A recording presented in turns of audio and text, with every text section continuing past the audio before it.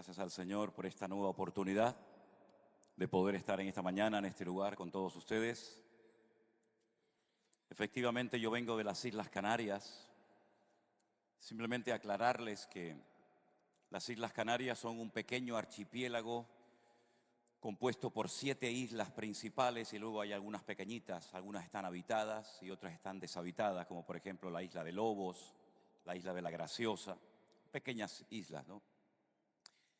Estamos a 120 kilómetros de la costa de Marruecos y casi a 2000 kilómetros de la costa del continente donde está la península ibérica o España. Es decir, que cuando sopla el viento del desierto, que allí se conoce con el nombre del siroco, es un viento que viene del este, pues todas las Islas Canarias se llenan de una nube de arena terrible que puede durar unas horas, unos días o unas semanas. Lamentablemente cada vez dura más el tiempo de ese siroco, de ese viento cálido, fuerte del desierto, pero bueno, gracias al Señor después se va, los autos se quedan totalmente llenos de arena y las empresas que limpian los autos pues hacen su negocio, ¿no? Así que no hay mal que por bien no venga. Las Islas Canarias son todas de origen volcánico, todas salieron de debajo del agua, no existían hace muchísimo tiempo atrás. Los ingleses intentaron conquistarlas a través de un almirante llamado Lord Nelson, pero los habitantes de esas islas los derrotaron y después, tiempo más tarde, vinieron lo que llamaban los cristianos. Por eso hay un pueblo, una población al sur, muy turística, que se conoce con el nombre de los cristianos, porque ahí desembarcaron los cristianos. Algunos eran cristinos más que cristianos, ¿no? Y conquistaron esas islas y siempre pertenecieron a la corona española.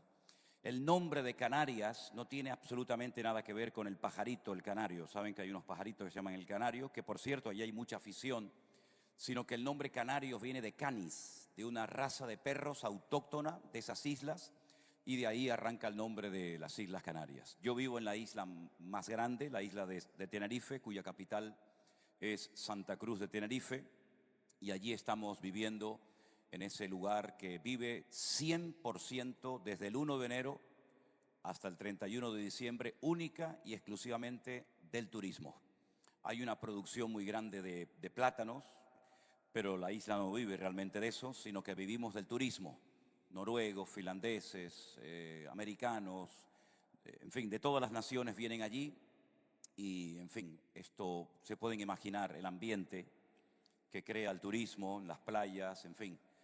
Pero el Señor nos ha dado la gracia de poder estar allí, de establecer algunas congregaciones en el archipiélago y, como decía nuestro hermano querido, pues utilizamos las redes sociales para difundir el Evangelio y nosotros emitíamos a puerta cerrada, no podíamos abrir la puerta de la iglesia. Yo vivía en aquel tiempo dentro de la iglesia, en unos apartamentos que habíamos hecho y el Señor nos sorprendió. Pero no hay ningún mérito personal en todo lo que el Señor ha hecho.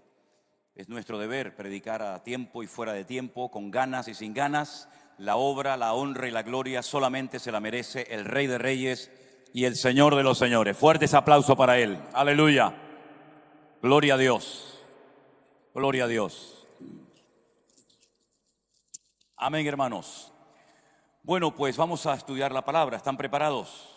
Sí, muy bien, me parece bien. Padre Celestial, gracias por este privilegio que nos das de abrir tu santa, bendita y poderosa palabra. Palabra que fue inspirada por el Espíritu Santo de Dios.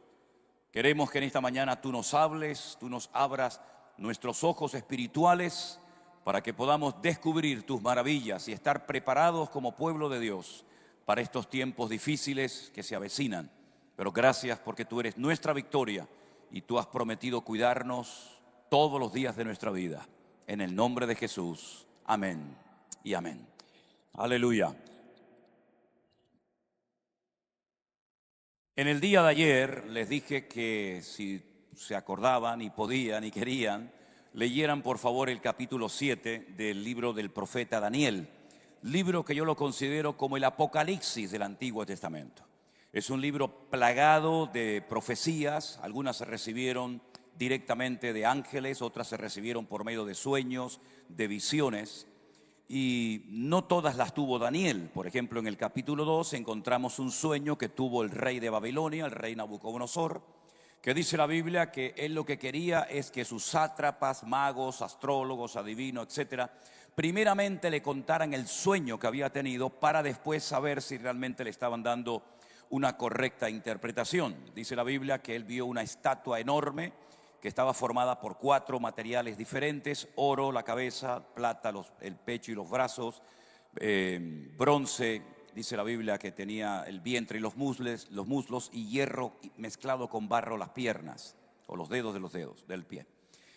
Daniel recibió la interpretación del sueño, previamente recibió el sueño y le dio su correspondiente interpretación, pero luego en el capítulo 7 Daniel tiene un sueño personal que la interpretación es exactamente la misma. Lo que pasa que en vez de ver diferentes materiales, él vio animales. Y ahí entramos ya en el capítulo 7, donde dice que él vio un león con alas. En lo alto de algunos edificios, sobre todo en edificios masónicos y todo esto, suelen a veces colocar un león con alas y representa al imperio de Babilonia, ¿verdad? Por la velocidad con la que atacaba, por su fiereza, nada de clemencia, nada de misericordia, nada de compasión al enemigo.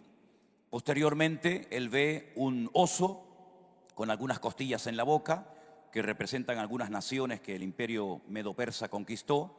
Y dice la Biblia que ese oso representa a los medos persas. Los persas serían hoy en día los iraníes, y los medos serían los kurdos, los que son casi 40, 50 millones de personas en el mundo, pero que no tienen nación. Siguen peleando para tratar de tener un territorio, sobre todo en la zona del Kurdistán, pero ellos no tienen territorio. Cuando este imperio fuera conquistado por otro imperio, aparece un leopardo con 4 cabezas. Y representa al imperio de los griegos. ¿Por qué 4 cabezas? Porque las cabezas generalmente en escatología representan, imperios, y los cuernos representan naciones. Cuando Alejandro Magno muere, su imperio es dividido, él no dejó descendencia. Su territorio, que era enorme, gigantesco, fue dividido en 4. Y 4 de sus generales, Ptolomeo, Seleuco, Casandro y Silimaco, tomaron posesión del territorio que él conquistó. Nosotros en nuestras Biblias tenemos, como bien sabéis, 66 libros, pero en el Concilio de Trento, en el siglo XVI, la Iglesia Católica añadió 7 libros más. No es que nosotros le quitamos libros a la Biblia, sino es al revés. Ellos le añadieron 7 libros más, como por ejemplo Tobías, Sabiduría, Judith. Pero hay 2 libros muy interesantes que yo les recomiendo que ustedes, si pueden, los lean. Y es la primera y segunda de Macabeos. La palabra Macabeo viene de Macab, que significa martillo. Eran hijos de un tal Simón que se rebelan contra el imperio de los griegos, ¿verdad?, de los seleucidas, y vuelven otra vez a poner en funcionamiento el templo de Jerusalén. De ahí nace la famosa fiesta de Hanukkah, ese candelabro de 9 brazos, etcétera, etcétera. Pero cuando terminamos el Antiguo Testamento no encontramos al imperio griego, porque saben que hay un silencio entre el Antiguo y el Nuevo Testamento de casi 400 años. Y cuando entramos a leer las páginas del Nuevo Testamento, ya nos encontramos a un 4.º imperio que es representado en el sueño de Daniel por una bestia terrible que despedazaba, que destruía, etcétera, etcétera, que representa al imperio romano. Así que tenemos 4 imperios que van a tener mucho que ver con el pueblo de Dios a lo largo de la historia. Los babilónicos por una parte, los medos persas, los griegos y los romanos. Podríamos analizar cada uno de estos imperios y ver que son también como estrategias diferentes que el diablo utiliza, ¿verdad?, para destruir, para neutralizar al pueblo de Dios. Por ejemplo, un imperio como el babilónico destruye el templo. Sin embargo, el siguiente imperio financia la reconstrucción de dicho imperio. El tercer imperio, los griegos, no lo destruyeron, pero lo profanaron, y el cuarto, Roma, lo volvió a destruir. Es decir, hay mucho que contar sobre estos imperios, pero lo que quiero que se queden es con lo siguiente, con la interpretación de los 4 animales. El león, que es Babilonia, lo decimos juntos: el león es Babilonia, el oso es los medos persas, el leopardo es Grecia y la bestia representa a Roma. Ahora, antes de ir ya al Nuevo Testamento, con esta interpretación que les va a ayudar mucho para disfrutar del capítulo que en esta mañana vamos a analizar, la pregunta es: ¿qué hacía Daniel en Babilonia? Porque si él era de la tribu de Judá, desde Israel hasta Babilonia hay una distancia enorme. ¿Qué hacía este muchacho junto con miles de judíos en Babilonia? Permítame poner una pequeña base para que podamos entender esto. Cuando el pueblo de Israel sale de la esclavitud en Egipto, después de estar durante muchísimo tiempo, la Biblia nos enseña que ellos, cuando salen por medio de Moisés, a los 50 días de haber celebrado la Pascua, es decir, la liberación de la esclavitud, reciben en el monte Sinaí la ley, la Torá. Y muchas personas piensan que lo único que recibieron fueron los famosos 10 mandamientos, los cuales la mayoría de nosotros conocemos de memoria. Pero aparte de esos 10 mandamientos, recibieron 613 mandamientos, órdenes, preceptos o estatutos, 613. Y este es un número que va a aparecer prácticamente en todo o en muchísimas cosas de la vida cotidiana del pueblo de Israel, solamente a modo de ejemplo. ¿Conocéis aquí una fruta que se llama la granada? Ok, perfecto. Era la fruta que iba en el borde de las vestiduras del sumo sacerdote. Una granada, una campanita, una granada, una campanita. Cuando usted compra una granada en Israel, si tiene la paciencia de hacerlo, la parte a la mitad y extraiga todas las semillitas rojas que hay en su interior, y en todas las granadas que usted coma va a encontrar 613 semillitas. En todas. Para recordar que hay 613 mandamientos que cumplir. Y así podríamos poner muchos ejemplos de la vida cotidiana donde ellos permanentemente están recordando eso. De esos 613 mandamientos, que cada uno recibe un nombre y se clasifican en diferentes, digamos, porciones, todos por cierto muy interesantes, hay un mandamiento que recibe el siguiente nombre: Shemitah. Shemitah es un mandamiento que recibieron los agricultores y que consistía en el reposo de la tierra, en el descanso de la tierra cada 7 años.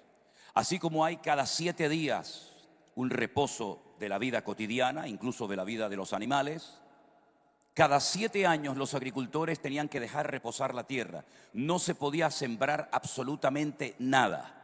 El Señor les prometió que si ponían en práctica la Shemitah, es decir, el descanso de la tierra cada 7 años, las cosechas de los años anteriores serían tan abundantes que podrían vivir cómodamente, tranquilamente durante varios años.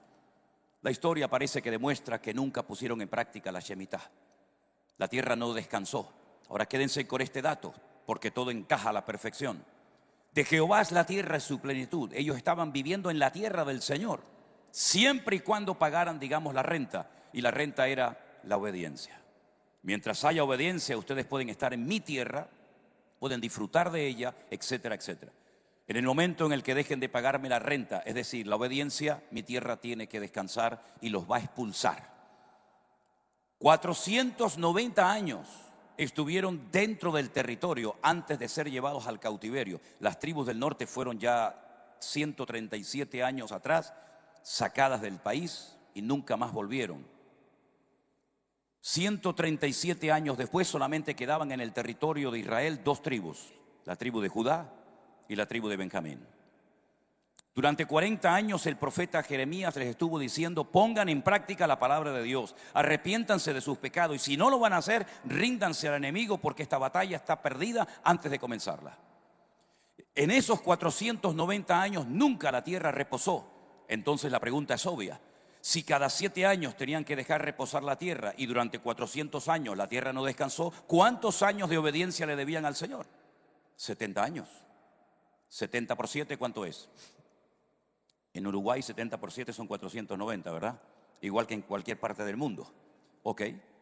Me deben 70 años de obediencia, por lo tanto yo los voy a sacar a través de Nabucodonosor, al cual llamas mi siervo en aquel momento. Yo después ya me arreglaré con él, pero de momento lo voy a utilizar para que los saque, los lleve a Babilonia, el equivalente sería hoy en día a Irak, y allí van a estar 70 años en el cautiverio. Cuando mi tierra repose, entonces yo levantaré el espíritu de otros reyes, ya eran los persas, ¿verdad?, para que vuelvan otra vez a su territorio o a mi tierra y puedan volver a llevar una vida, digamos, normal. En otras palabras, la obediencia abre puertas y atrae la bendición de Dios. La desobediencia aleja la bendición y la presencia del Señor de nuestra vida. Por eso, hermano, lo que usted tiene que hacer todos los días de su vida, con ganas o sin ganas, lo entienda o no lo entienda, es obedecer, obedecer y obedecer al Señor, y Dios le va a bendecir grandemente. Aleluya. Gloria a Dios. Ese es el motivo por el cual Daniel estaba en Babilonia. No fue por su cuenta y riesgo, sino que él fue deportado a Babilonia y tuvo, digamos, algunos dirían la suerte o el privilegio de caer en el palacio del rey Nabucodonosor, donde intentan desprogramarlo.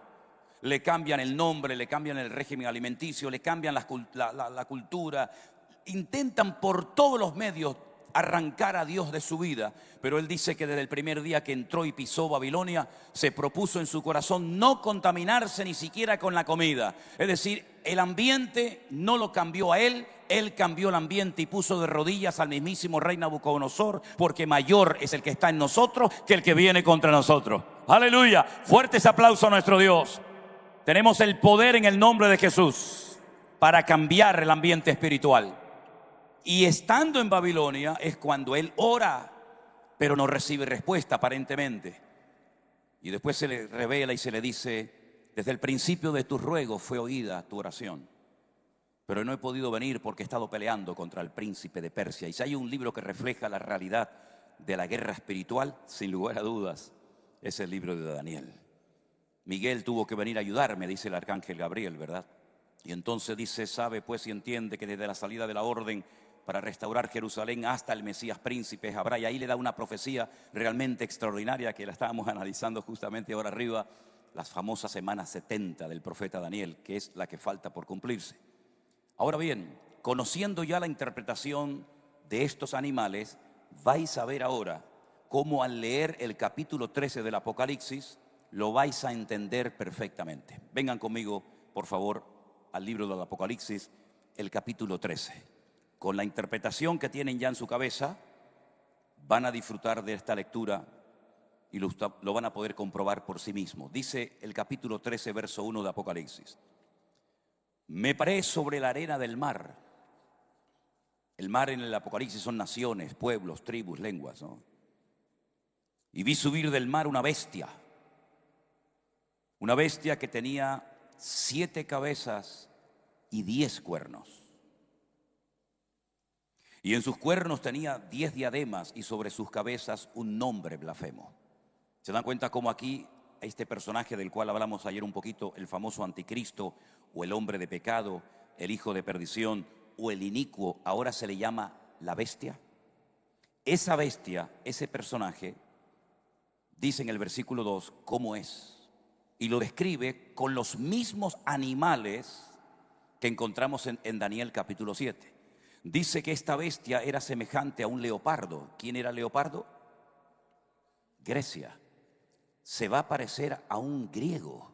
Ahora vamos a definir cómo eran los griegos. Sus pies, la forma como actúa, cómo se mueve, es como un oso. ¿Quién era el oso? Los medos persas. Y su boca, su forma de hablar, arrogante y soberbia, era como la de un babilónico, porque representa a Babilonia. ¿Se dan cuenta cómo cuando uno sabe la interpretación de los animales, cómo puedes encajar esa plantilla, por decirlo de alguna manera, la pones encima de otro pasaje bíblico, escrito con una diferencia de siglos, y puedes entender perfectamente cómo va a ser la esencia de este personaje? Se va a parecer a los griegos. Los griegos fueron personas que le dieron mucha importancia a la filosofía. De hecho, la mayoría de los filósofos eran griegos: Séneca, Platón, Aristóteles y tantos otros. Eran también tremendamente religiosos. Pablo, cuando visitó Atenas en el Areópago, dice que he observado que sois personas muy religiosas, porque incluso vi que Atenea hizo una columna con una inscripción que decía: al Dios no conocido, al cual yo vengo a presentárselo. Eran personas que le daban mucha importancia a la apariencia física, eran hedonistas, se adoraban a sí mismos, eran con una promiscuidad sexual impresionante. Vean ustedes las pinturas, vean los mosaicos, por ejemplo, que quedan todavía por el mundo de los griegos, y eran personas que no respetaban a nada, eran capaces de mantener relaciones con animales, con niños, con todo tipo de ser vivo, ¿no? Así eran los griegos. Fueron los inventores de la democracia, fueron los inventores de las olimpiadas. Eran personas que vivían de la apariencia. Ocultaban o trataban de llenar el vacío de sus corazones con la religiosidad. La religión no te va a llenar nunca el vacío de tu corazón, querido. La religión es un término latino que viene de la siguiente conjugación: religa, reluga, relegare, que significa atarse o volverse a atar. La religión no es la respuesta a tus problemas y a tus necesidades. La respuesta es Cristo Jesús. Él no vino a traer religión, Él vino a traer vida y vida en abundancia a nosotros. Aleluya. Pero así eran los griegos, religiosos. ¿Se dan cuenta que el único lugar donde Pablo estuvo y dio un mensaje, una enseñanza impresionante? Incluso echó mano de algunos poetas de la época de los griegos, pero no estableció iglesia, no fundó iglesia. ¿Fue en Grecia? Por eso cuando él desciende a Corinto dice: cuando yo estuve entre vosotros, me propuse no saber nada más que a Cristo crucificado, para que vuestra fe no esté fundada en la sabiduría de los hombres, sino en el poder de Dios. No es por medio de la elocuencia, del carisma personal que las almas tienen que conocer al Señor, sino a través de la obra perfecta que Cristo hizo por nosotros en la cruz del Calvario. Y así va a ser el anticristo, una persona que vive de apariencia, una persona probablemente con un carisma espectacular, con una capacidad de atracción tremenda. Pero también dice la Biblia que se va a parecer a un oso. En otras palabras, como son los iraníes, inventores del juego del ajedrez, que son capaces, y la historia lo demuestra, de estar 10, 15 y 20 años planificando una guerra.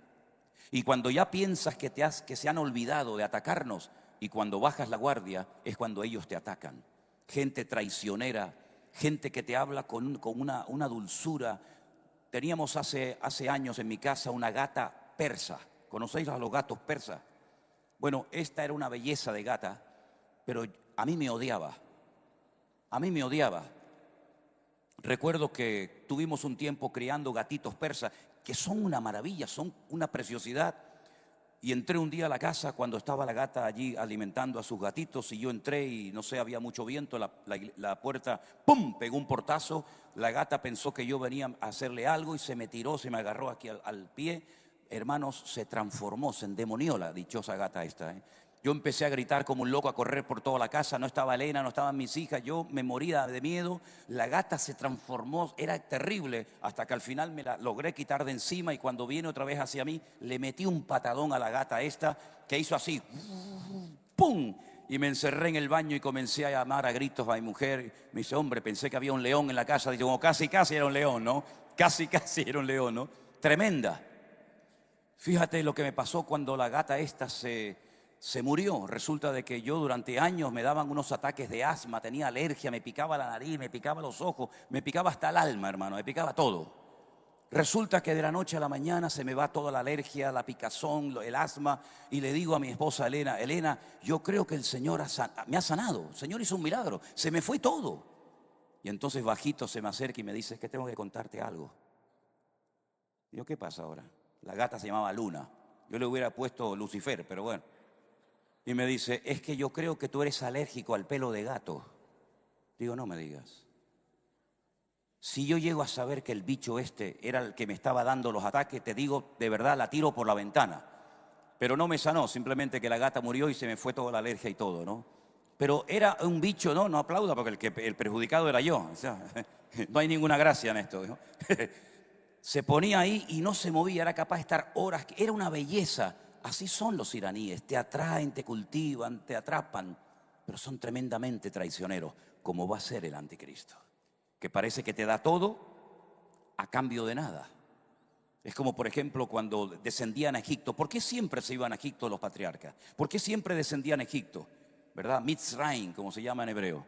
Bueno, porque en Egipto siempre había agua, parece que siempre había trabajo, pero se convertía con el paso del tiempo en una auténtica jaula de oro.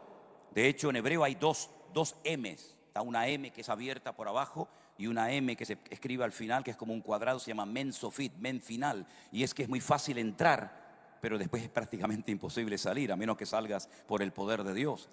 Así que esa característica la va a tener también el anticristo. Pero dice que cuando habla, su forma de hablar, su forma de expresarse es como la de un león, como un babilónico, arrogante, soberbio. ¿Se acuerdan cuando Nabucodonosor paseaba por la casa y decía: esta es la gran Babilonia que yo hice, atribuyéndose todos los méritos y los éxitos a su persona en vez de a Dios? Así va a ser el anticristo. Un personaje que va a tener la desfachatez después de un tiempo de haber estado ahí, digamos, ganándose la confianza del mundo, de sentarse en el templo de Dios, haciéndose pasar por Dios. Qué desfachatez, qué falta de respeto, ¿no? Y eso es lo que va a hacer. Y dice la Biblia: cuando veáis la abominación desoladora. que es la profanación del lugar santísimo, de la cual habló el profeta Daniel. El que lee, entienda, huya y salga corriendo, porque ha llegado un periodo realmente catastrófico para la historia de la humanidad. Hermanos, este personaje siniestro llamado la bestia, el falso, el anticristo, etcétera, etcétera, va a tener el apoyo y la colaboración de otro personaje que también es mencionado en el capítulo 13 de Apocalipsis. Léanlo conmigo, versículo 11. Después vi otra bestia. No es el mismo, es otra persona, otro personaje.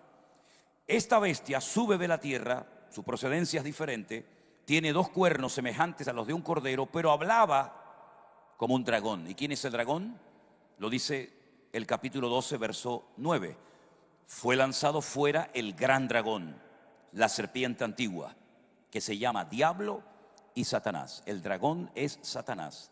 Entonces dice que habla como un dragón y ejerce toda la autoridad de la primera bestia en presencia de ella, y hace que la tierra y los moradores de ella adoren a la primera bestia, cuya herida mortal fue sanada. Parece como que da a entender la escritura que el anticristo va a sufrir una especie como de atentado y va a hacer creer a la gente que ha muerto y que después ha resucitado, y esto va a ser algo que le va a proporcionar muchos seguidores y muchos aplausos. También hacía grandes señales, de manera que aún hace descender fuego del cielo a la tierra delante de los hombres. Engaña a los moradores de la tierra con las señales que se le ha permitido hacer en presencia de la bestia, mandando a los moradores de la tierra que le hagan imagen a la bestia que tiene la herida de espada y vivió.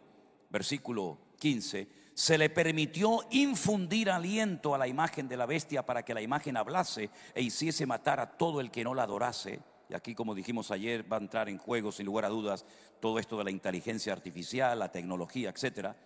Y a todos hacía que, pequeños, grandes, ricos, pobres, libres y esclavos, se les pusiera una marca en la mano derecha o en la frente, de tal manera que ninguno pueda comprar ni vender, sino el que tuviese la marca o el nombre de la bestia o el número de su nombre. Y dice, aquí hay sabiduría. El que tiene entendimiento cuente el número de la bestia, pues es número de hombre y su número es 666. Este personaje llamado el falso profeta, el falso expositor del evangelio, se relaciona con una mujer que simbólicamente representa una estructura religiosa que se conoce en el libro del Apocalipsis como la gran ramera. Hay varias mujeres mencionadas en la Biblia, sobre todo en el libro del Apocalipsis.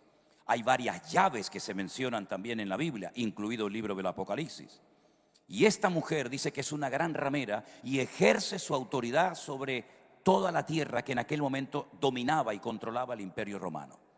La Biblia dice que esta estructura religiosa, llamada la gran ramera o la gran Babilonia, apoyará económicamente y espiritualmente al anticristo durante un periodo de tiempo, hasta que finalmente el anticristo, no queriendo que nadie le haga sombra, no queriendo que nadie lo eclipse, la Biblia dice que se levanta contra todo lo que es objeto de culto, tanto que se sienta en el templo de Dios, haciéndose pasar por Dios, la destruye. Pero durante un tiempo esa estructura religiosa, capitaneada, dirigida, presidida por este falso exponente del evangelio o falso profeta, describe a los ministros de esa estructura religiosa vestidos de púrpura y adornados con todo tipo de oro y de piedras preciosas. ¿Les suena esto algo a ustedes? Y dice que tendrá su sede de gobierno en la ciudad que reina sobre todos los reyes de la tierra. No estamos hablando en el siglo XXI, estamos hablando de un escrito del siglo I. ¿Y cuál era la ciudad que dominaba sobre todos los reinos y reyes de la tierra? La ciudad de Roma. ¿Y quién habita en Roma? ¿Y qué país minúsculo está en Roma? Con un poder tremendo. Todos ustedes saben de quién se trata. Y además hay una característica muy interesante de esta estructura religiosa. Y dice que a lo largo de la historia se han embriagado con la sangre de los mártires de Jesucristo. ¿Conocen la historia de la Santa Inquisición? Aquí también se hicieron actos de fe o el Santo Oficio. También vino a Latinoamérica, como por ejemplo Perú, México y otros lugares.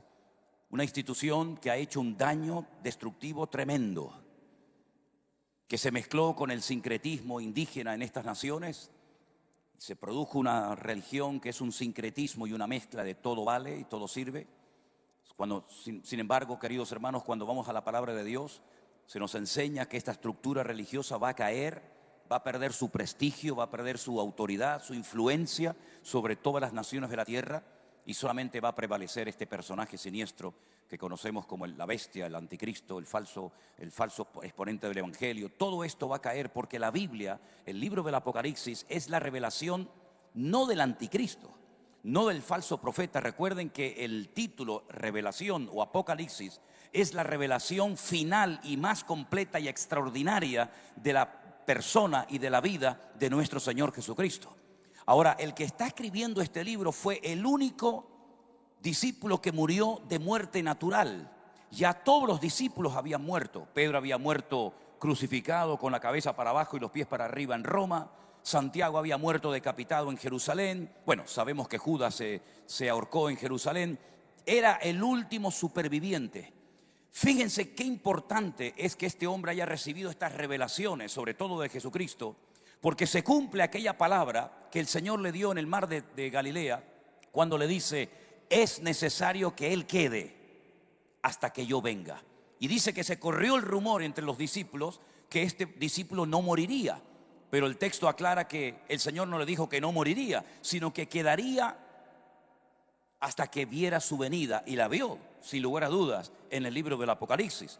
Cuando el Señor sube a Galilea después de haber estado 72 horas muerto, y sube a Galilea diciéndole a María Magdalena: dile a mis discípulos, y a Pedro. ¿Por qué no incluye a Pedro en el paquete de los discípulos? Porque acababa de apostatar, acababa de decir: yo no le conozco, yo no sé quién es, pero le voy a dar una oportunidad, porque nuestro Dios es un Dios de oportunidades, que no solamente salva, sino restaura las vidas que han caído. Aleluya. Dile a Pedro que suba, dile que suba. Imagínate cómo subió Pedro, ¿no? Temblando, tal vez de miedo, no lo sé, porque él había dicho: aunque todos estos te nieguen y te abandonen, yo siempre voy a estar a tu lado. Así que cuando María Magdalena le dijo: Pedro, el Señor me dice que también subas tú para arriba. ¿Cómo subió ese hombre, no? El Señor le pregunta en 3 ocasiones: ¿tú me amas? Y ahí hay un juego de palabras que no se aprecian en nuestro idioma, ¿no? Y el Señor lo restaura y le da el honor y el privilegio de morir como mártir para él. Qué premio tan maravilloso. Pero quedándonos con la figura de Juan, Juan escribe un evangelio totalmente diferente al de Mateo, al de Marcos y al de Lucas, porque se centra en aspectos de la vida del Señor Jesucristo y en acontecimientos que no relata ningún evangelio. Por ejemplo, si no fuera por Juan, no sabríamos nunca cuál fue el primer milagro de Jesús. Si no fuera por Juan, nunca sabríamos que el Señor se entrevistó con la mujer samaritana junto al pozo de Jacob. Tampoco sabríamos que visitó un día el famoso estanque de Betesda, o que resucitó a Lázaro de entre los muertos. Fíjense qué confianza, qué comunión tan grande llegó a tener Juan con el Señor, que cuando el Señor en la última cena anuncia, y todos temblaron diciendo: hay uno entre vosotros sentado alrededor de esta mesa que me va a traicionar, que me va a entregar. Y todos le hicieron exactamente la misma pregunta al maestro: ¿seré yo, Señor? ¿Te refieres a mí, Señor? ¿Seré yo? Solamente hubo un discípulo que preguntó algo diferente. Y él dijo: ¿quién es, Señor? ¿Quién es el que te va a entregar? Porque yo estoy seguro que yo no voy a hacer. Y entonces el Señor le revela a través de un acto que era muy simbólico y muy bonito en aquel momento, como era mojar un trozo de pan en vino, diciéndole: fíjate bien a quién se lo voy a dar. Y entonces le dice: Judas, toma. Y con ese acto de entregarle pan y vino, le está diciendo: aquí estoy para lo que quieras, soy tu amigo, quiero ayudarte, quiero bendecirte, quiero transformar tu vida. Y dice que comiéndolo, el Satanás entró en su cuerpo. El único personaje de la Biblia que tuvo al diablo metido dentro de su cuerpo. Saliendo, dice que le entregó. Juan le preguntó al Señor quién es, porque él estaba tan ligado al Señor que él sabía perfectamente que aunque le ofrecieran grandes sumas de dinero, él no iba a entregar ni a vender nunca al Señor Jesús. Cuando él escribe su evangelio, él lo que intenta es presentar a su Señor, a su amado, a su Salvador, de una manera amplia, para que conozcamos cómo es, cómo actuaba, cómo vivía. Y entonces, de todos los milagros que hizo el Señor, que él, por cierto, dice en el último capítulo: si se hubieran escrito todas las cosas que él hizo o dijo, pienso que no cabrían los libros en el mundo. Habéis leído ese texto, ¿verdad? Pero estas cosas se han escrito para que creyendo en ellas tengáis vida eterna. Y él lo que hace es que escoge, selecciona 7 milagros que los llama señales para presentar una variedad de características del Señor Jesucristo. Veo que en esta mañana hay algunas cámaras grabando esta reunión. Creo que hay una ahí en el fondo, otra a la derecha, otra a la izquierda y probablemente, sabe Dios, si hay alguna más por ahí. Cuando termine la reunión, si estas cámaras que están aquí hoy grabando en directo, hay otra por allí. ¿Cuál de las cámaras que están grabando grabó la verdad? ¿Aquella? ¿Esta? ¿La del fondo? ¿Esta de mi derecha? ¿Cuál grabó la verdad? Todas grabaron la verdad, de diferentes ángulos. Eso es lo que hace Juan. Te voy a presentar a Cristo de una forma variada. ¿Sois capaces de aprenderos un número? Sí, seguro que sí. ¿Se pueden aprender un número? 2, 4, 5, 6, 6, 9, 11. Vamos. 2, 4, 5, 6, 6, 9, 11. Otra vez. Capítulo 2. Las bodas de Caná. Convirtió el agua en vino, en un buen vino. Nadie hace esto. Siempre se pone el buen vino al principio y el malo al final. Tú lo has hecho al revés. Y demuestra que el Señor es capaz de transformar elementos como H2O en vino, que no tiene nada que ver ni en color, ni en sabor, ni en nada, y lo convierte en algo de calidad, porque nuestro Dios es un Dios de calidad. ¿Cuántos dicen amén? ¡Aleluya! Capítulo 4. Sana a una persona a distancia, no está presente, pero su palabra viaja en el espacio y sana a una persona antes de que la persona que ha pedido la oración llegue a su casa. ¿Por qué? Porque es el Señor del espacio. Fuertes aplausos a nuestro Dios. ¡Aleluya!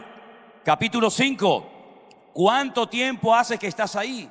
Estanque de Betesda, aguas putrefactas, aguas que se recogían de la lluvia. Una multitud de ciegos, cojos, mudos, paralíticos. ¿Por qué no iban al templo? Porque en el templo la gloria de Dios no estaba. Y la luz atrae a la gente, no las oscuridades. Por eso la gente iba al estanque de Betesda a esperar a un ángel, que dice la tradición, que por cierto nunca bajó. No hay constancia ni histórica ni extrabíblica de que un ángel bajara, moviera las aguas. ¿Cuánto tiempo llevas ahí esperando tu milagro? Dice la Biblia que cuando uno espera por algo, pide por algo y no viene, se convierte en un tormento al corazón. 38 años, levántate, toma tu lecho y anda. Él es el Señor del tiempo. Fuerte ese aplauso a nuestro Dios. Capítulo 6. Camina por encima de las aguas. Él es el creador, domina la creación y no la creación lo domina Él. Fuerte ese aplauso a nuestro Dios. En el mismo capítulo 6. Multiplica los panes y los peces con poco, pero con la bendición de Dios alcanza. Así que también es el Señor de la cantidad. Fuerte ese aplauso a nuestro Dios. Aleluya. Capítulo 9. Señor, ¿quién pecó? ¿Quién pecó? No tiene globo ocular, tiene las cuencas de los ojos vacías. ¿Quién pecó? Esto es algo terrible, esto no se ha visto nunca. Tal vez su padre, sus antepasados, tal vez él pecó. Dijo, ni él ni su padre, sino que este ha nacido así, para que hoy la gloria del Señor se manifieste en su vida. Es el Dios de la gloria, de lo imposible. Aleluya. Capítulo 9. Si hubieras estado aquí, mi hermano hoy no estaría muerto. Las dos le dijeron lo mismo al maestro. Te mandamos a llamar, tú nos dijiste, pedid y recibiré, llamad y se os abrirá, buscad y hallaré. Y yo hice todo eso, pero tú no viniste. Y mi hermano está muerto por tu culpa. Y el Señor Jesucristo les dice, yo soy la resurrección y la vida. El que cree en mí, aunque esté muerto, vivirá. Vamos al sepulcro. Y lo llevaron al sepulcro. Yo estuve una vez dentro de la tumba de Lázaro. Es una zona controlada así por árabes. Estuve dentro del sepulcro y le dije al grupo, llámeme desde afuera a ver si les escucho. Y no se oye nada, hay que bajar así como una escalera. Pero sin embargo Lázaro oyó la voz del Señor, porque Él es el Señor de la vida. Dice, yo he venido a darles vida y vida en abundancia. Fuerte ese aplauso a nuestro Dios. De 7 formas diferentes, la calidad, el tiempo, la gloria, lo imposible. Él demostró que Él es el verdadero Mesías. ¿Se puede decir algo más de Él? Si ya te lo he contado todo, ya te he dicho lo que hace, cómo hablaba, cómo hacía milagros, señales, prodigios. Claro que se puede contar algo más. Con 70 años de ministerio, vamos a poner números redondos, con 30 años fue discípulo, con 100 escribe el Apocalipsis. Quiere decir que los últimos 70 años de su vida ha estado sirviendo al Señor de alguna u otra manera. ¿Se puede predicar de algo después de 70 años de haber predicado prácticamente de todo? siéntate y escribe lo que vas a ver, lo que vas a recibir. Y comienza a recibir títulos y cosas de la persona y de la vida del Señor Jesucristo que ni Mateo, ni Marcos, ni Lucas, ni ningún evangelio, ningún libro de la Biblia jamás ha relatado de él. ¿Por qué? Porque el libro del Apocalipsis no es la revelación del diablo, no es la revelación del mal, es la revelación del Rey de Reyes y Señor de los señores. Y por eso tendremos una eternidad para conocer a nuestro Dios. ¡Aleluya! Es verdad, la Biblia habla mucho de las características del anticristo, cómo será, cómo se comportará, cómo será su carácter, etcétera, etcétera. Pero hermano, lo importante es que usted conozca cómo es el Señor. Porque usted puede salir de aquí con la cabeza así de gorda de tanta información que ha recibido, pero con el corazón así de pequeño. Y el Señor lo que quiere es transformar tu vida y que tú te enamores de Él. Y cuando una persona se enamora del Señor y tiene un encuentro, una experiencia personal con Él, hermano, venga lo que venga y pase lo que pase y digan lo que digan, con dinero, sin dinero, mi Señor sigue siendo el Rey. ¿Cuántos dicen amén? Así que no salgas hoy de este lugar sin conocer al Señor Jesús. Porque si no conoces al Señor Jesús, toda la información que tienes se te va a volver en tu contra. Y qué hermoso es saber que cuando el Señor viene a nuestra vida, viene para restaurarnos, para bendecirnos, para sanarnos y transformar nuestro lamento en baile. Y por eso la vida de una persona, cuando pone su vida en las manos del Señor, su vida cambia completamente. No es ni la sombra de lo que era esa persona. Pero si este hombre era una persona agresiva, arrogante, soberbia, siempre de mal humor, y es una persona completamente diferente. Miren el cambio radical que experimentó Juan. Juan le dijo al Señor: por ahí hemos encontrado a uno que no nos sigue. Hemos encontrado a uno de otra denominación. ¿Quieres que oremos para que caiga fuego del cielo y los matamos a todos ya de golpe? Y le dijo el Señor: pero Juan, ¿qué estás diciendo, Juan? Tú eres como un trueno. Es un peligro de persona. ¿Quieres utilizar el poder para destruir a la gente? El poder no es para destruir, el poder es para bendecir y ayudar a la gente. Déjalo. Y ese que habló de esa manera se terminó convirtiendo en el discípulo que más habló del tema del amor. Cómo Dios transforma un lobo en cordero. Cómo el Señor transforma las vidas. Pero permítame decirles algo: también el diablo cambia a la gente, Satanás cambia a la gente, y por eso vemos tanta agresividad y tanta corrupción y tanta inmoralidad. Porque si estás en Cristo, tu vida va a ir de gloria en gloria, de victoria en victoria y de bendición en bendición. Pero si estás con el enemigo, tu vida va a ser un fracaso, una derrota, una ruina, va a ser un desastre. Por eso opta en esta mañana, aunque sea por el camino estrecho, pero seguro que te lleva a la presencia del Señor. Porque todo esto se va a cumplir tarde o temprano, y la única manera de poder soportar y estar firme, y después de habiendo acabado todo, estar firme, es poniéndote toda la armadura de Dios, de pies a cabeza. Pero sobre todo, que no se pierda el aceite de tu lámpara. Porque el 50% de las vírgenes que fueron a recibir al novio se quedaron dormidas, y cuando se despertaron, se percataron, se dieron cuenta de que no tenían suficiente aceite. Y hermano, esto es muy sencillo. Si usted quiere emprender un viaje corto, tal vez con la nafta o con la gasolina que usted tiene en su vehículo, o con la batería, usted puede llegar a ciertos y determinados lugares. Pero si usted quiere emprender un largo viaje, probablemente tendrá que llevar mayor combustible, incluso poner más combustible por el camino. Algunos creyentes han orado poco, se han consagrado poco, se han comprometido poco y han escapado, digamos. Pero lo que se avecina, lo que viene en el horizonte, va a ser tan tremendo que solamente aquellos que vivan 100% consagrados y al servicio del Señor y de su obra son los que van a poder mantenerse firmes contra las acechanzas del diablo. Por eso no hay tiempo que perder en tonterías, en vanidades, invirtiendo nuestra energía, nuestro tiempo, enamorándonos de cosas, ¿verdad? Sino dedicando nuestra energía, nuestros dones y talentos a la obra del Señor. Porque el que trabaja para el Señor no trabaja en vano. Y eso es lo que dice la palabra del Señor. Y es tiempo de decir: Dios mío, yo he perdido mucho tiempo, pero no quiero perder ni un minuto más de mi tiempo, porque yo sé que tú vienes pronto. Y lo que viene, necesito consagrarme y comprometerme mucho más en la obra del Señor. Bendito sea Dios.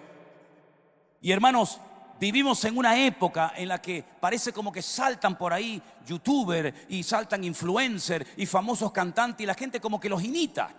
como que son nuestros puntos de referencia. Nuestro punto de referencia no son los cantantes, no son los políticos, no son las personas. Nuestro punto de referencia es el Señor vivo, poderoso y resucitado, que está aquí en esta mañana con nosotros. Fuertes aplausos a Él y a su nombre.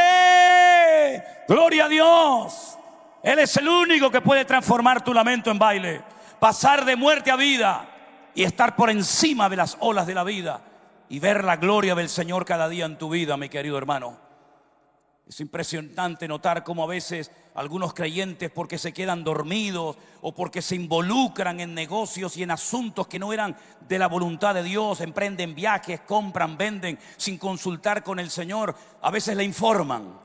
Yo le enseñé a mis hijas desde pequeña y a los hermanos de nuestro ministerio, les digo, a mí no me vengan dando información, a mí me vienen a consultar, y si no, no me vengan. Pastor, ya compré el billete, me voy a Jamaica. ¿Para qué ore por mí? Digo, ahora. Tenías que haber venido antes, ¿no? Ahora me estás informando, no me estás consultando. Y hay creyentes que han desarrollado el mal hábito y la mala costumbre de informar al Señor de sus planes. Tienen su agenda personal. Yo hago esto, yo voy para acá, yo voy para allá, yo compro, yo vendo. Y un grandísimo hombre de Dios, permítame la expresión, metió la pata de una forma terrorífica porque no consultó con Jehová. Le llegaron por el campamento, le cayeron por el campamento unas personas harapientas con pan mohoso, con ropas desgastadas, y cuando los vieron dijeron, pero ustedes ¿de dónde vienen? Si no, nosotros venimos de lejanas tierras, no se hagan problema, pasa que hemos oído de tu fama. Hoy ahí le tocó el orgullo, ¿viste? Hemos oído de tu fama, hemos oído de cómo Dios te usa, de cómo Dios te bendice, y entonces lo que queremos es hacer pacto con ustedes. Cuando vuestros hijos se quieran casar, nosotros les daremos a nuestras hijas, o viceversa. Y Josué dijo, uy, qué bonito, miren cómo la gente viene a conocernos, se han enterado de la bendición del Señor. Cuidado, porque habrá gente que el Dios te lo manda y habrá gente que te los manda el diablo. Y tienes que saber discernir de dónde viene este, de dónde apareció esta. Y Josué dijo, hagamos pacto con ellos, qué lindo, qué hermoso, más gente para el campamento. Al día siguiente se enteraron de que eran los gabaonitas que vivían al lado, eran sus vecinos, pero ya habían empeñado su palabra. Y entonces los convirtieron en aguadores, en leñadores, pero ya se te metió el enemigo en casa, amigo. Y dice al final, por no haber consultado a Jehová su Dios. El diablo es un experto en ir minando nuestra comunión y nuestra relación con Dios, en hacernos creer que todos los aplausos vienen de Dios, y hay aplausos que no vienen de parte de Dios, sino de parte de sabe Dios quién. Y te crees que eres poderoso y te crees que porque ya esto y aquello. Mira, mi querido hermano, que Dios nos guarde y nos dé discernimiento espiritual, porque uno de los dones que para mí son más necesarios en este tiempo es el olfato, el discernimiento espiritual para saber de dónde viene esto. ¿De dónde viene esta aparente prosperidad o bendición? Hermanos queridos, no perdamos nunca la sensibilidad de parte del Señor. No te enredes en cosas en vez de ocupar tu tiempo en las cosas del Señor. Porque a veces encontramos en la palabra de Dios personas que se desenfocaron, que aparentemente lo que hacían era de Dios. Aparentemente lo que hacían era para la gloria del Señor. Pero el Señor dice que en el tiempo del juicio muchos me dirán, Señor, echamos demonios, hicimos esto, hicimos aquello. Y el Señor les dirá, apartados de mí, hacedores de maldad, yo nunca a ustedes les conocí, porque lo que querían ustedes era hacer su voluntad y no la voluntad del Padre que me envió. Por lo tanto, mis queridos hermanos, estamos viviendo en tiempos peligrosos, como dice la Biblia. Y dice el Espíritu claramente a través de la pluma de Pablo que en los postreros días algunos apostatarán de la fe, incluso escuchando a espíritus engañadores. La sensibilidad espiritual la iglesia no la puede perder, al contrario, hay que potenciar, afinar el oído. Y esto es un tema que a mí me apasiona, hermanos, porque cuando había un hombre que decía, me estoy haciendo viejo, ya no tengo las fuerzas de antes, ¿quién va a heredar toda mi fortuna? ¿Quién va a tener todos mis camellos, ovejas, vacas, etcétera?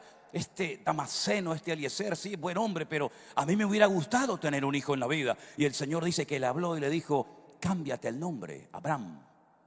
Ahora te vas a llamar Abraham, padre de pueblos, de multitudes, porque vas a tener un hijo. Y él le creyó a Dios. y sin tener ningún síntoma, sin ver ninguna visión, sin tener ninguna sensación especial, llega su esposa y le dice: vamos a ser padre. Y la mujer decía: el viejo no sé lo que habrá tomado hoy, pero ¿cómo que vamos a ser padre? Sí, vamos a ser padre. Mira, a partir de ahora me vas a llamar Abraham, padre de multitud. Y no tenía ni uno, pero le creyó a Dios, dice la Biblia. Pero cuando tiene al niño, cuando tiene al muchacho y está loco, se le cae la baba porque su hijo, ese es el hijo de la promesa, su mismo Dios le vuelve a hablar y le dice: ponlo sobre un altar en el monte Moriah y sacrifícamelo. El mismo Dios, la misma voz. ¿Cómo supo que el Dios que le daba al hijo era el mismo Dios y la misma voz que se lo pedía ahora en sacrificio? Cuando él sabía perfectamente que él salió de Ur de los Caldeos, porque allí sacrificaban víctimas humanas. ¿Cómo Dios me está pidiendo semejante disparate? Pero no cuestiona a Dios. Enalbarda su asno y está 3 días caminando el viejo desde Beersheba, al sur de Israel, hasta Jerusalén, porque su Dios le ha dicho que lo sacrifique sobre el altar. Pero por otra parte tiene su corazón inflado de una fe tremenda y de una confianza absoluta con su Dios, porque a sus criados les dice: escuche bien, quedaos aquí, que mi hijo y yo vamos, adoraremos y volveremos. En otras palabras, él sabía que su Dios era todopoderoso para aún resucitarlo de entre los muertos, porque el que conoce a Dios se esfuerza en honrar y en servir al Señor. Él no cuestiona la voz de Dios. Él sabe perfectamente que Dios da y Dios quita, y que Dios no tiene que pedirte permiso ni para probarte ni para hacer nada nuevo en tu vida. Él va en obediencia, porque el que conoce a Dios oye y entiende y discierne la voz del Señor. Pero cuando pierdes la sensibilidad, cuando te metes en tu mundo y dejas aparte al Señor, aunque escuches su voz, ya no reaccionas igual. Golpean a medianoche a la puerta y alguien dice: amado mío, ¿qué haces aquí a estas horas de la noche? Dice: amada mía, vengo a tener comunión contigo. Anhela mi alma estar contigo, amada mía, señalada entre 10,000. Ábreme. Y ella le dice: me acabo de lavar los pies. ¿Cómo voy a hacer el esfuerzo ahora de levantarme y abrirte la puerta, oh amado mío? La jerga la conocía, la terminología la conocía. Pero una cosa es hablar como cristiano y otra cosa es vivir como cristiano. Tuvimos en el Real Madrid un futbolista que se llamaba Cristiano, pero de cristiano no tenía nada. Pero tuvimos otro que se llamaba Kaká, que ese sí que era cristiano, aunque el nombre era feo. Y ella le dice: no me voy a levantar, oh amado mío, porque me acabo de lavar los pies. Y el amado agarra y se marcha. Y ella vuelve en sí y dice: ¿qué he hecho? ¿Qué disparate acabo de cometer? Y cuando abre la puerta, dice que olía.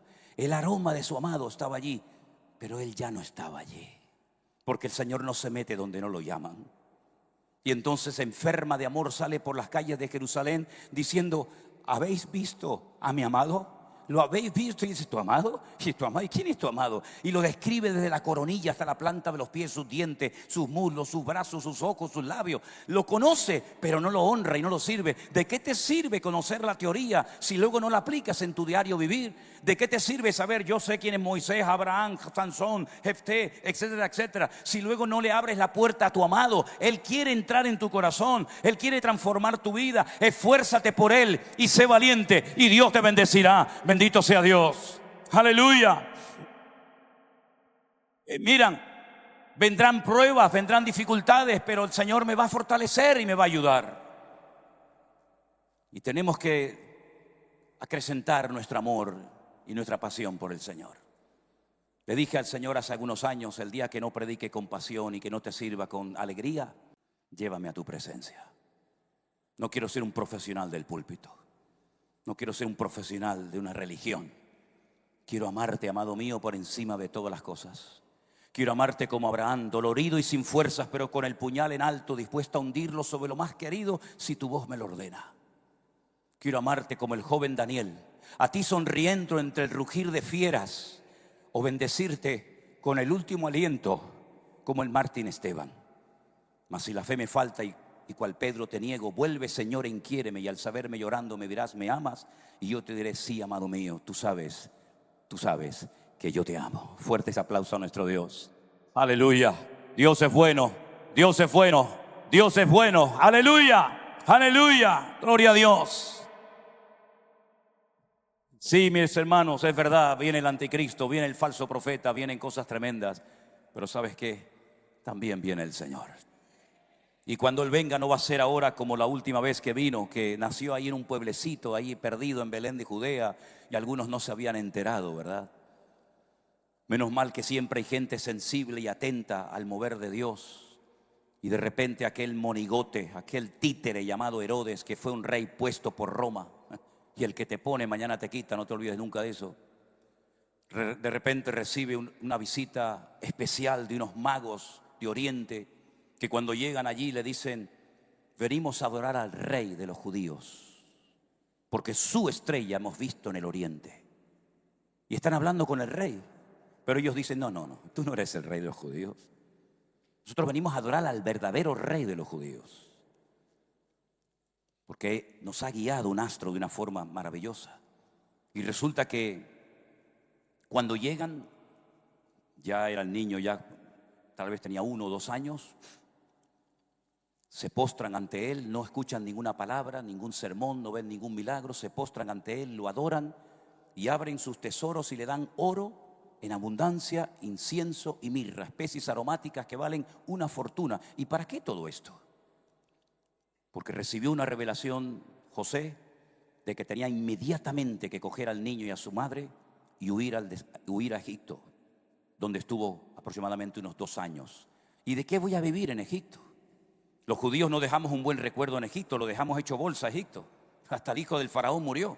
Cuando vean ahora a un judío entrar por allá y diciendo que encima lleva al Mesías, el rey de los judíos, nos van a matar a todos. ¿De qué voy a vivir? Tengo que cerrar la carpintería. No sé qué hacer. El Señor siempre va delante de ti. El Señor mandó una fortuna a través de estos magos de Oriente antes de que el Señor te dijera lo que tienes que hacer. Por lo tanto, no te preocupes dónde vas a vivir, dónde vas a comer, dónde vas a vestir, porque así piensan, se comportan y hablan los gentiles. Pero mirad las aves del cielo, que ni siembran ni hilan, y vuestro Padre Celestial las alimenta. Buscad vosotros el reino de Dios y su justicia, y todas las demás cosas vendrán por añadidura. No tengan miedo a nada ni a nadie, hermanos. No tengan temor a nada. Todo se va a despedazar, pero el que tiene a Cristo, caerán a tu lado 1000, 10.000 a tu diestra, mas a ti no llegará. Así que, mis queridos hermanos, nosotros por eso somos la sal del mundo y la sal de la tierra. ¿Por qué? Porque hablamos diferente, nos comportamos diferente, vivimos diferentes. Y si el Señor permite que pasemos por luchas, por pruebas o por dificultades, la gracia del Señor va a estar a nuestro lado. Solamente les pido algo: no se quejen, no se quejen. Nosotros en plena pandemia le pedimos a todos los hermanos de la iglesia y a los que nos veían en aquel momento que hicieran unos carteles donde pusiera prohibido quejarse. Y péguenlo en la nevera, péguenlo en la puerta de la cocina, en el baño, en la habitación. Prohibido, prohibido totalmente quejarse. Porque la queja aleja y espanta la gloria y la presencia del Señor de nuestras vidas. Pero la palabra del Señor nos dice: sed siempre agradecidos, dándole gracias a Dios por todo. Quiero que cierren sus ojos en esta mañana los que estamos aquí. Si hay alguien entre nosotros que estás pasando por un momento difícil de pruebas, de luchas económicas, familiares, con los hijos, con la familia. Si hay alguien aquí entre nosotros que quiere estar bien preparado para lo que se avecina en el horizonte, y lo creas o no, va a suceder así, porque la Biblia no miente, la Biblia es la palabra de Dios. Y el cielo y la tierra pasarán, pero su palabra siempre permanecerá. Si en esta mañana hay personas aquí que nunca han puesto su vida 100% su confianza en Dios, has confiado en los hombres, has confiado en esto y en aquel, pero yo no te invito a que pongas tu confianza en un pastor o en una iglesia o en un ministerio. Te pido que pongas tu confianza en Dios. Los hombres te van a fallar, todo te va a fallar en esta vida, pero Él es perfecto y nunca te va a fallar, créelo. Yo lo he experimentado en carne propia. Si quieres ir en serio con Dios y entregarle tu vida a Él, levanta tu mano donde estás y vamos a estar orando por ti ahora mismo. Bendito sea Dios. Dios bendiga, Dios los bendiga. Gloria a Dios. Si quieres entregarle tu vida a Jesús, ven rápidamente aquí al frente. Vengan rápido, vengan a entregarle su vida a Jesús. Te estoy esperando aquí. Ven rápidamente, aleluya. Él está esperándote con los brazos abiertos. Quiere transformar tu lamento en baile, borrar tus pecados, romper tus ataduras. Que el diablo te deje en paz y puedas caminar todos los días de tu vida en victoria, en el poder de Dios. Ven adelante a recibir a Jesús. Entrégale tu vida a Él en este día. Aleluya.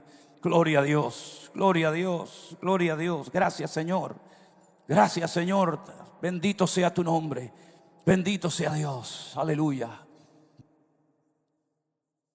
La mejor decisión que puedes tomar en esta vida es entregarle tu vida al Señor.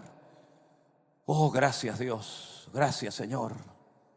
Pasen adelante, cierren sus ojos y comiencen a decirle: perdóname, Señor, perdóname, Dios mío, por todos los pecados, por la mala vida que he llevado, por el daño que le hice a mi familia, a mis hijos, a mis amigos. Perdóname por haber pecado contra el cielo y contra ti. No soy digno, pero tú, Señor, en esta mañana quieres cambiar mi vida, me das una oportunidad nueva. Diga conmigo, por favor, en alta voz, no importa qué esté pasando. Diga conmigo: Señor Jesús. Fuerte: Señor Jesús, perdóname, Señor. Perdóname, Dios mío, por haber pecado, por haberte desobedecido, por haber vivido en desorden durante años. Me arrepiento de todo corazón, dígalo. Me arrepiento de todo corazón de haberte defraudado, de haber hecho daño, Dios mío. Pero yo pido que me limpies ahora, dígalo fuerte: límpiame, Señor. Límpiame, Señor Jesús. Yo recibo a Jesucristo. Yo recibo a Jesucristo como mi Señor y mi Salvador personal. Ven a mi vida, inscribe mi nombre en el libro de la vida. En el nombre de Jesús, cámbiame, Señor. Cámbiame, Señor. Límpiame, amado mío. Yo me rindo a ti, Jesús. Yo me rindo a ti, Señor del cielo y de la tierra. Y reprendo toda atadura demoníaca sobre tu vida, tu alma y todo tu ser. Reprendo todo espíritu inmundo que te ha atormentado y te ha tenido atado y siendo esclavo durante años de tu vida. Sé libre en esta mañana. Sé libre ahora en el nombre de Jesús. Recibe tu libertad, recibe el gozo, recibe la paz de Cristo Jesús, aquel que venció a la muerte al tercer día y está sentado a la diestra del Padre, y aquí que viene pronto. Sé libre en esta mañana en el nombre de Jesús. Levanta tu mano al cielo y dile: yo me apropio de la libertad que Cristo me da. Recibo la libertad de Cristo en mi corazón. Aleluya, aleluya, te alabamos, Señor. Adoren al Señor en este día. Él está aquí con nosotros en esta mañana.